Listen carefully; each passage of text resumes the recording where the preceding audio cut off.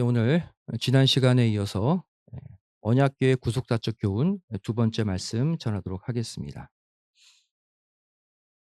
우리가 지금 공부하고 있는 것은 구약 시대, 그것도 오래전 이스라엘 백성들이 출애굽하고 광야 노정 가운데 하나님이 허락하신 성막에 관해 공부하고 있죠. 이 성막은 한마디로 말하면 장막으로 된 성전을 말합니다. 천막으로 이루어진 성전. 하나님이 계신 이동식 집이 바로 성막이죠. 근데 성경을 자세히 보시면 하나님은 이 성막, 하나님의 집 안에 계시는데 특별히 그 가운데서도 지성소에 있는 언약궤 위에 임하신다라고 구체적인 장소를 지정하고 있어요. 따라서 하나님이 임재하신다. 그곳이 가장 중요한 곳이겠죠. 예? 그러니까 성막에서 가장 중요한 곳이 그래서 어디가 됩니까? 지성소가 되는 것이고 그중에서도 가장 중요한 곳이 바로 언약궤가 되는 거예요. 왜?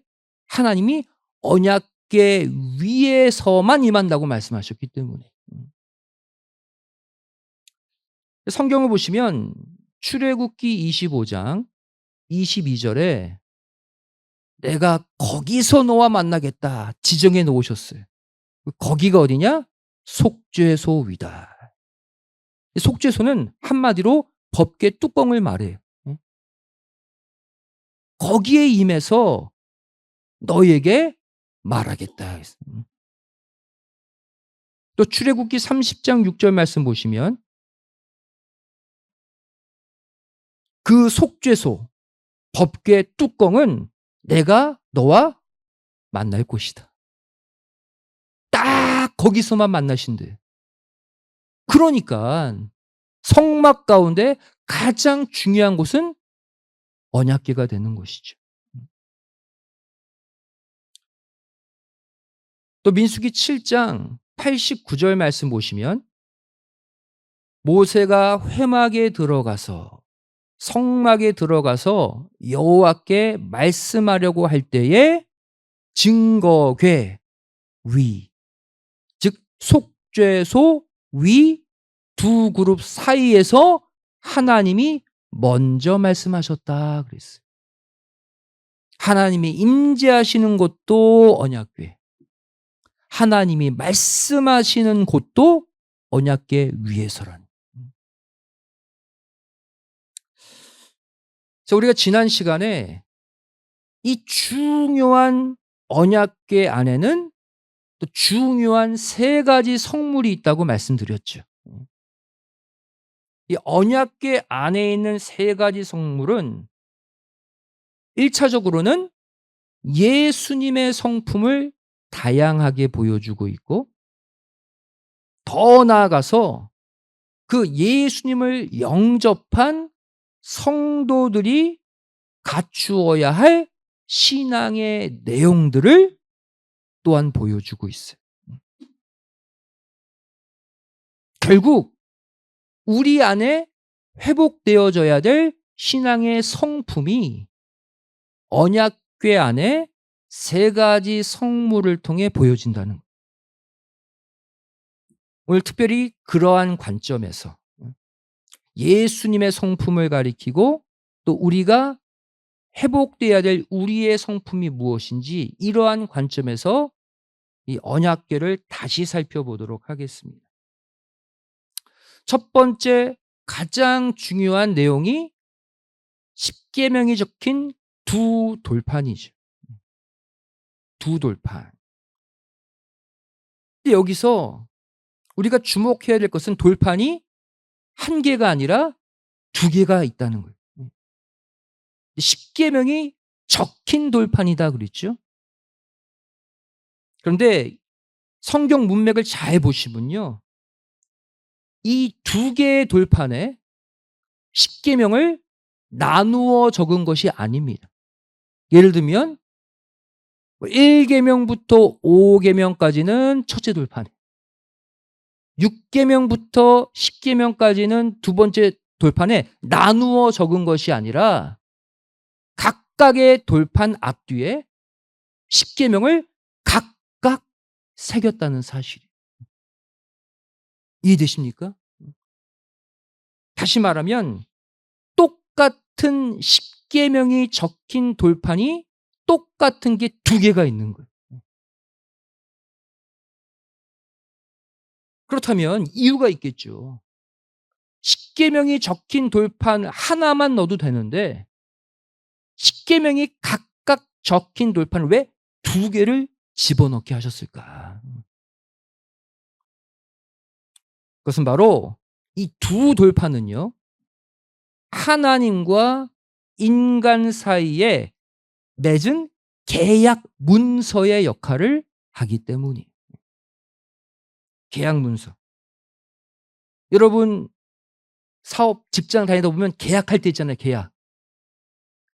계약 문서가 오리지널이든 카피든 두 개를 만들죠. 그래서 하나는 파는 사람이 갖고 하나는 사는 사람이 똑같은 걸 갖잖아요. 똑같은 내용을. 예? 그래야 계약이 이루어지잖아요. 마찬가지. 십계명이 적힌 두 돌판은 바로 뭐예요? 계약의 두 당사자를 가리킵니다. 하나는 한 돌판은 하나님 것이고 또 하나의 돌판은 인간 거라는. 하나님과 인간이 십계명으로 계약, 언약을 맺었다. 이것을 보여주는 게 두 돌판입니다. 자, 그렇다면 이 십계명이 적힌 두 돌판이 구속사적으로 오늘날 우리에게 어떤 의미를 주고 있느냐. 두 돌판 가운데 한 돌판은 말씀이 친히 육신을 입고 육신 속에 새겨져서 오신 예수 그리스도 자신을 상징합니다.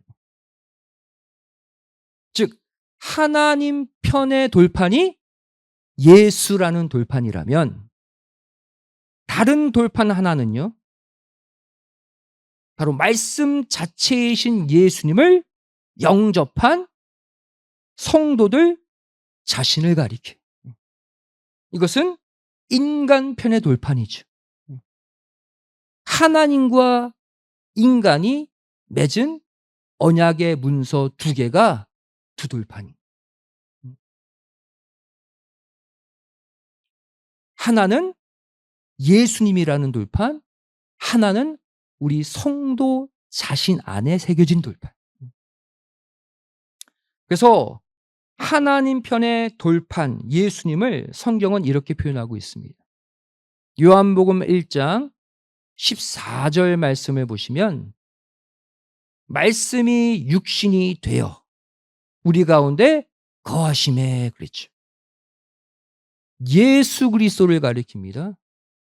즉 하나님 편의 계약 문서, 하나님 편의 신령한 돌판 예수님이 이 땅에 오셨다는 거예요. 자, 그런데 여기서 우리가 주목할 단어는 가운데라는 단어와 거하심에라는 단어예요. 먼저 가운데라는 이 단어는요, 헬라어로 엔이라는 단어입니다. 이것은 뭐뭇 안에, 뭐뭐와 함께 이런 뜻이. 예수님이 우리 안에 오셨다. 예수님이 우리와 함께 계신다 이런 뜻이죠. 근데 거하심에라는 단어에 주목하셔야 돼요. 거하심에라는 단어가 머물러 있다라는 동사가 아니라 스케노. 이건 어떤 뜻이에요? 장막을 치다 이런 뜻이. 텐트를 치다 이런 뜻이. 왜 이 단어를 선택하셨을까요? 예수님이 우리 안에 우리와 함께 계시는데 텐트를 치고 계신대. 여러분, 텐트 쳐본 적 있죠? 밖에 산속에 야영할 때 거기서 영원히 살려고 텐트 친 사람 있습니까? 텐트는요, 잠깐 치다가 목적이 끝나면 금방 걷는 것이 텐트예요. 다시 말해, 예수님이 우리 가운데 오셔서 텐트를 치셨다는 것은 뭐냐면, 예수님을 모신 우리 안에 문제가 생기면 언제든지 그 텐트를 걷고 떠나시겠다는 하나님의 경고예요.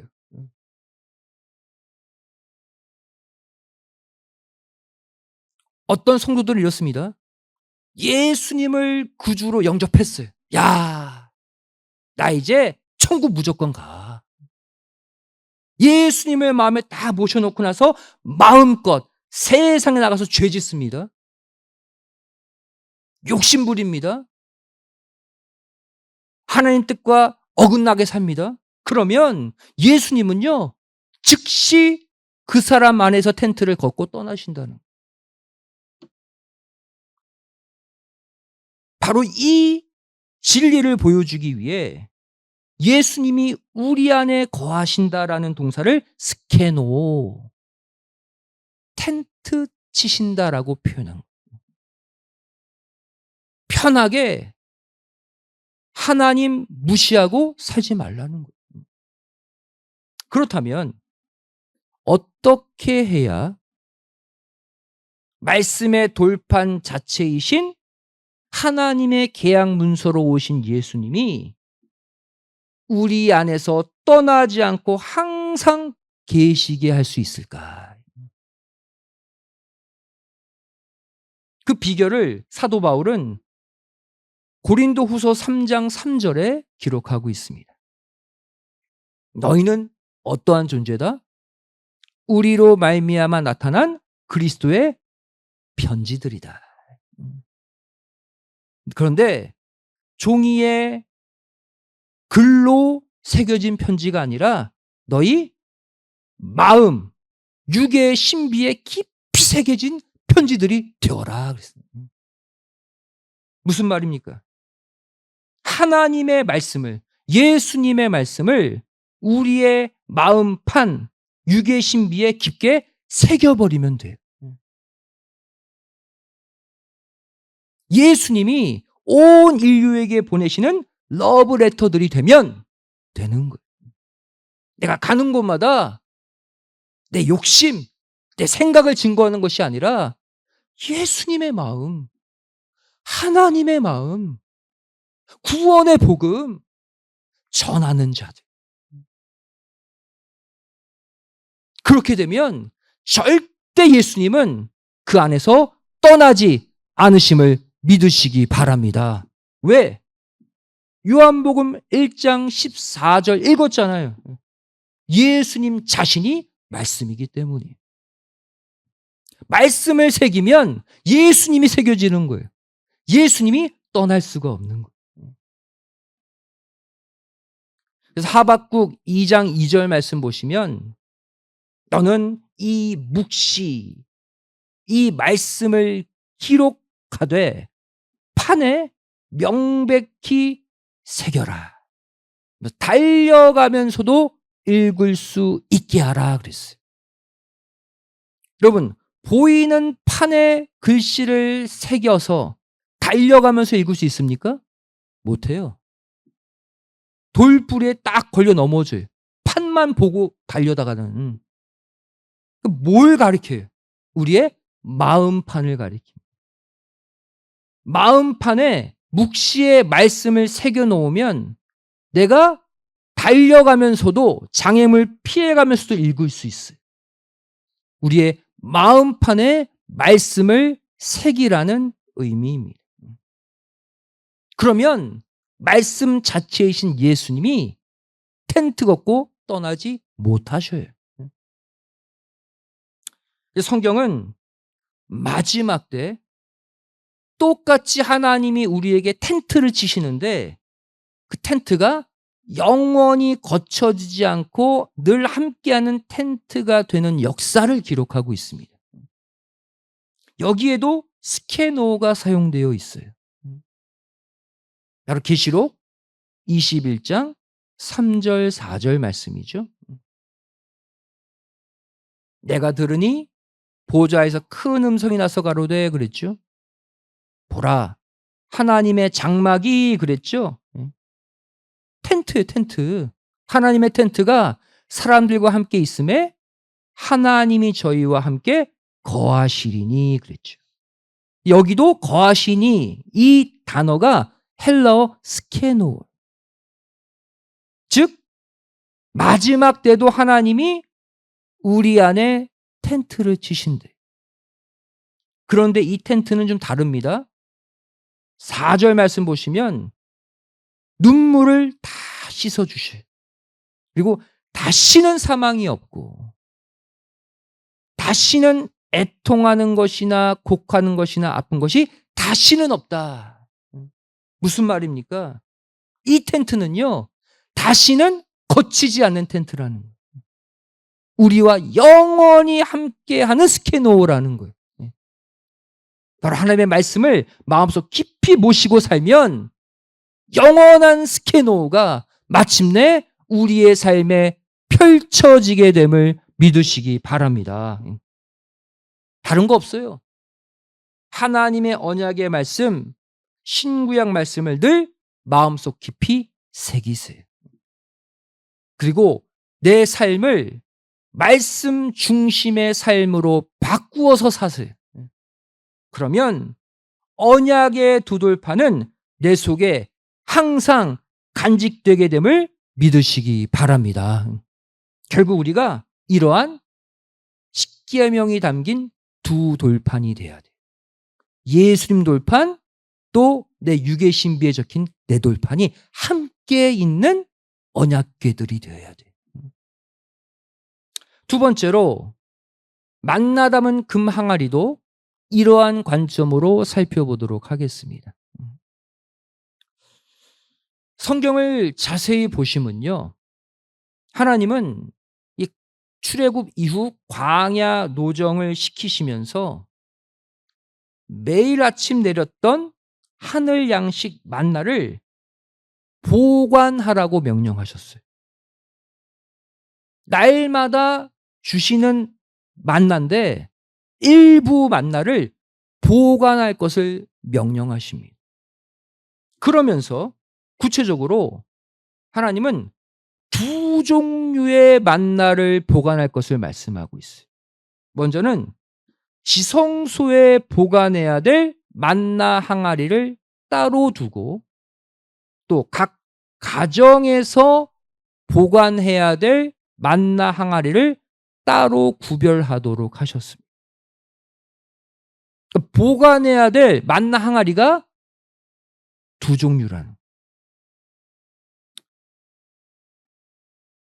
그래서 만나 간수에 대한 하나님의 명령은 이중 명령이라는 것을 알 수가 있습니다. 이거 성경을 잘 보지 않으면 몰라요.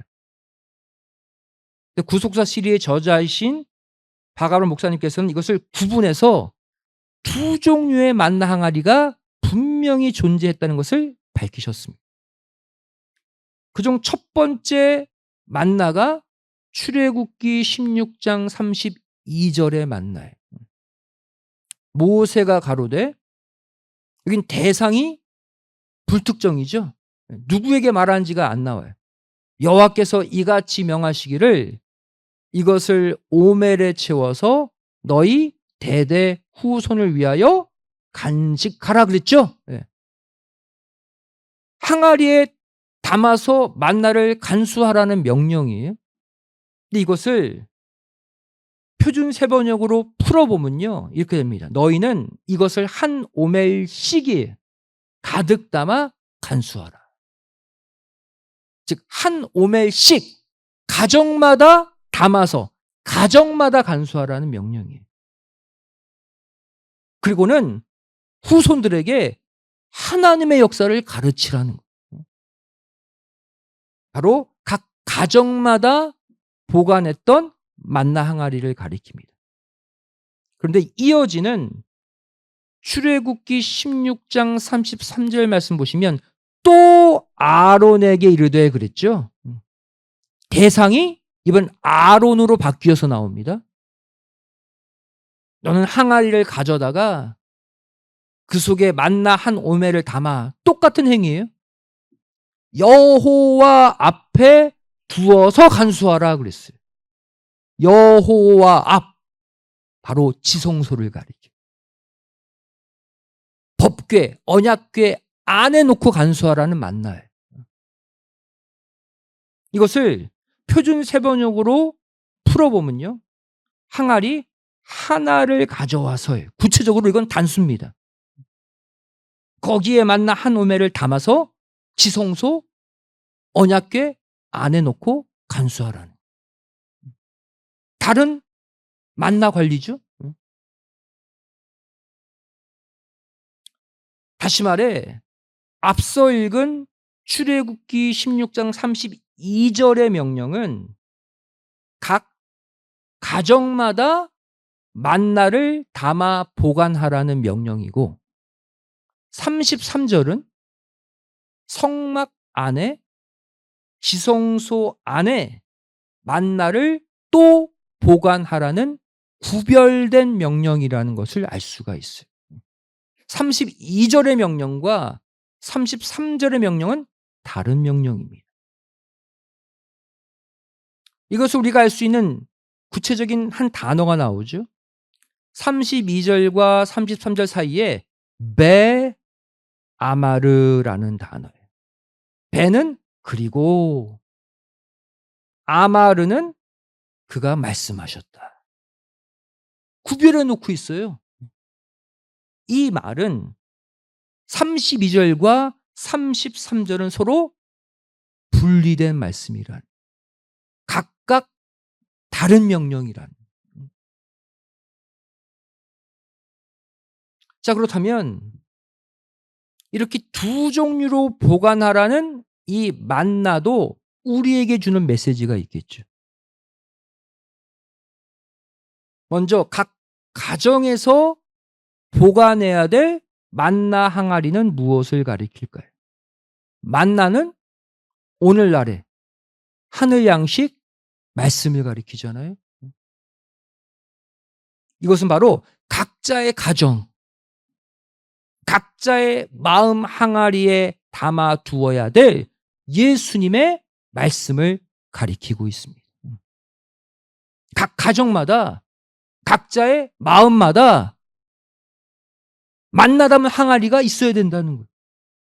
보관되어 있어야 된다는 거예요. 그렇다면 이번에는 지성소 안에 보관해야 될 하나의 만나 항아리는 무엇을 가리킬까요? 지극히 거룩한 곳, 교회, 성전, 강단에서 흘러나오는 예수님의 말씀을 가리킵니다. 성도들은 여러 명이지만 그 교회 강단 하나잖아요. 지극히 거룩한 단이잖아요. 거기서 나오는 말씀, 이것이 바로 지성소 안에 보관되는 만나예요. 여러분, 만나 담은 항아리가 교회에만 있으면 안 돼요. 분명히 말씀하십니다. 각 가정에도, 각자의 마음 안에도 만나 담은 항아리가 똑같이 있어야 된다.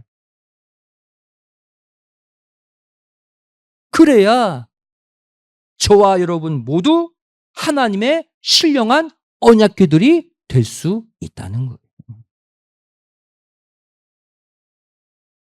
예수님이 참 언약궤고 예수님을 품고 사는 우리도 언약궤. 앞으로 교회에만 만나 담은 항아리가 있는 것이 아니라 각 가정에서 똑같이 각자의 마음 항아리, 각자의 가정의 항아리에 만나를 수북히 쌓아놓고 보관하시기를 주님의 이름으로 축원드리겠습니다. 하나님의 이중명령 우리가 지켜야 돼요. 마지막 세 번째로, 언약궤 안에는 마지막으로 아론의 쌍난 지팡이를 보관하라고 말씀하고 있죠. 이것이 오늘날 우리에게 주는 영적 의미가 무엇이냐. 여러분, 지팡이는요, 생명이 있습니까? 없습니까? 생명이 없는 나무가 지팡이. 뿌리에서 잘려져서 말라버렸잖아요. 거기서 생명의 싹이 났습니다. 무엇을 가리킬까요? 바로 마른 나무와 같이 생명이 사라지고 죽어지고 썩어질 우리가 참 푸른 나무, 참 생명, 예수님께 접붙임 바 되어서 다시 싹이 나야 돼. 우리의 거듭남의 신앙을 보여주고 있는 거예요. 우리 모두가 결국 아론의 쌍난 지팡이들이 되어야 할 줄로 믿습니다. 성경에서 예수님은 예수님 자신을 생명의 나무, 우리들을 생명 없는 나무로 비유하셨어요. 누가복음 23장 31절이죠. 푸른 나무에도 이같이 하거늘. 비유적입니다. 여기서 푸른 나무는 예수님 자신을 가리키고 있어요. 나는 늘 푸른 생명이 영원한 신령한 나무다. 그리고 너희들은 뭐다? 빠른 나무다. 스스로 생명을 유지할 수 없는 타락한 인간들을 마른 나무라고 말씀하고 있어요. 이 푸른 나무와 마른 나무의 관계를 예수님은 요한복음 15장 5절 6절에서 더 구체적으로 설명하셨습니다. 나는 포도나무고 너희는 뭐다? 가지다. 가지가 나무에 붙으면 살죠. 하지만 가지가 나무에서 떨어지면 말라서 죽습니다. 그게 예수님과 우리의 관계라는 거예요. 6절에 사람이 내 안에 거하지 아니하면, 나와 만나지 아니하면, 참 생명의 나무 나에게 접붙임 바 되지 아니하면 가지처럼 밖에 말려 버려진다. 한마디로 마른 지팡이가 되어 죽을 수밖에 없다는 거예요. 한마디로요, 아담 타락 이후 온 인류는 다 마른 지팡이, 지옥의 땔감들이. 하지만 우리가 참 포도나무 예수님께 딱 붙어있기만 하면 우리는 모두 아론의 쌍난 지팡이로 바뀌게 됨을 믿으시기 바랍니다. 다른 지팡이는 다 말라서 생명이 없는데 우리 지팡이는 다 살아있어요. 싹이 나요. 왜? 예수님께 붙어있으면. 성경을 자세히 보시면요, 아론의 지팡이에는요 단순히 싹만 난 게 아니었어요. 거기에서 꽃도 피었다, 또 열매까지 맺었다라고 말씀하고 있습니다. 바로 우리의 사명을 말하고 있는 거예요. 단순히 겨우겨우 사는 존재들이 되어서는 안 된다는 거예요. 무엇까지? 열매까지 맺는 진짜 싱싱한 나무들이 되라는 거예요. 민수기 17장 8절 말씀 보시면 모세가 딱 확인해 봤죠. 다른 지팡이들은 다 죽어 있어요. 다 죽은 나무예요. 그런데 아론의 지팡이에만 움이 돋았습니다. 더 나아가 순이 났어요. 꽃도 피었습니다. 심지어 살구 열매까지 맺혔어요. 여러분, 과실나무의 목적은 열매잖아요. 혼자 사는 것이 목적이 아니죠. 주인이 그 나무를 심었을 때는 열매를 얻기 위해서 심은 거예요. 우리를 예수님께 접붙여서 살리신 이유는 바로 뭐예요? 열매를 달라는 거예요. 열매를. 바로 그것을 보여주고 있죠. 여기서 특별히 아론의 나무는 살구나무였다는 것을 알 수 있어요. 아론의 지팡이. 이 살구나무는요, 히브리어 샤케드라고 합니다. 특별히 깨어나다라는 특별한 의미를 가지고 있어요. 이것은 살구나무의 특성에서 비롯된 뜻입니다. 살구나무는 어떠한 특징이 있냐면, 겨울 내내 모든 나무들은 이렇게 웅크리고 있잖아요. 예? 마른 앙상한 가지만 가지고. 그러다가 봄이 다가올 때쯤 살구나무가 가장 먼저 꽃을 피웁니다. 그래서 봄이 왔다는 소식을 가장 먼저 전한다라는 뜻에서 깨어나다라는 뜻을 갖고 있어요. 다른 나무들에게 생명의 봄이 왔음을 일깨워주는 나무라는 거예요. 그래서 살구나무는 여기서요, 깨어있는 나무라는 뜻을 갖고 있어요. 깨어있는 나무. 다른 나무들에게 생명의 소식을 가장 먼저 전하는 나무. 이렇게 특별히 살구나무로 만들어진 아론의 지팡이에 싹이 나고 꽃이 피고 열매까지 열렸다는 것은 무엇을 보여주고 있느냐? 결국 우리의 신앙이 이런 신앙이 되어야 된다는 거예요. 특별히 살구나무 신앙. 그래서 구원의 봄, 생명의 봄을 가장 먼저 알리는 깨어있는 신앙인들이 되라. 또 하나님이 원하시는 열매를 주렁주렁 맺는 신앙인들이 되라. 이것이 바로 아론의 쌍난 지팡이가 주는 교훈입니다. 그럼 구원의 복된 소식을 전하는 잔치가 이번 토요일 날 열리죠. 구속사 성경쌤입니다. 3일 남았습니다. 3일은 우리가 깨어있는 3일이 되어야 돼요. 먼저는 예수님의 구속의 복음을 각자 마음에 깊이 새기는 두 돌판들이 되시고, 또 이 말씀을 가정마다 간수하고 대대로 자녀와 자손들에게 전하는 신령한 만나 담은 항아리들이 여러분들이 되시고, 마침내 구원의 복음을 가장 먼저 전함으로 생명의 꽃, 생명의 열매를 많이 맺는 아론의 쌍난 지팡이들 여러분들이 되시기를 부탁드립니다.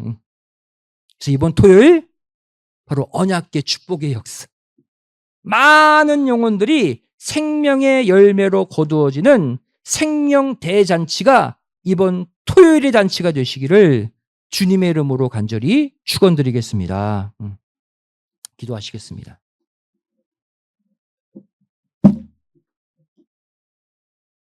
사랑하신 아버지 하나님, 저희들에게 성막의 가장 중요한 성물 언약궤의 세 가지 성물에 관해 다시 한번 상고할 수 있는 은혜를 허락해 주심에 감사드립니다.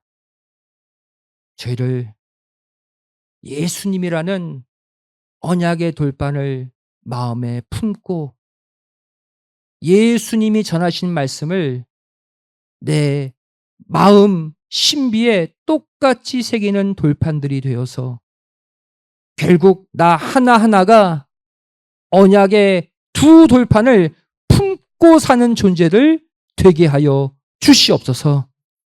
또한 우리 각자 한 명 한 명이 강단에서 나오는 이 만나의 말씀을 각자의 가정에도 각자의 마음 항아리에도 똑같이 담아 보관하는 신령한 만나 담은 항아리들이 되게 하여 주시옵소서.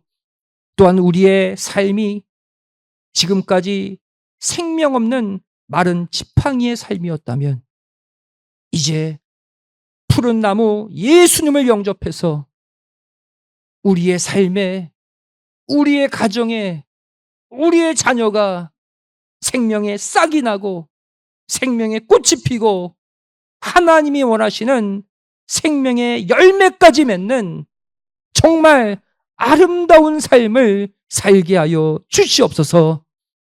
이제 3일만 지나면 아버지 하나님이 영광 받기를 원하시는 구독자 성경 세미나가 개최됩니다.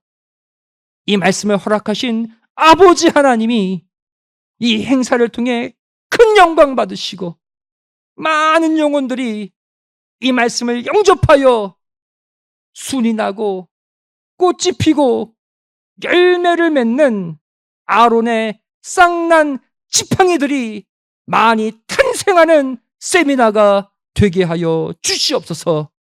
간절히 빌고 소망하오며 사랑 많으신 예수님의 이름으로 기도드리옵나이다. 아멘. 함께 하겠습니다.